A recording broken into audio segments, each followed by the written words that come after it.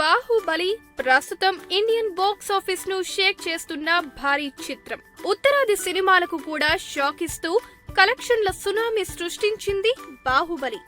2 భాగాలుగా రిలీజ్ అయిన ఈ సిరీస్ లో మరో భాగం ఉంటుందన్న ప్రచారం చాలా కాలంగా జరుగుతోంది. అయితే ఈ విషయంలో యూనిట్ సభ్యులు ఇంతవరకు క్లారిటీ ఇవ్వలేదు.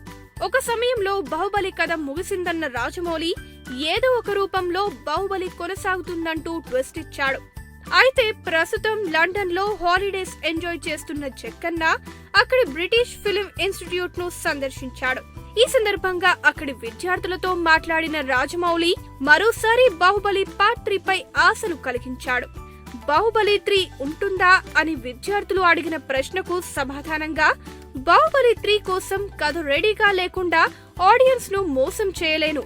అదే సమయంలో నన్ను ఎక్సైట్ చేసే ఐడియాతో నాన్నగారు కథ రెడీ చేస్తే బాహుబలి 3 గురించి ఆలోచిస్తా అంటూ సమాధానమిచ్చాడు.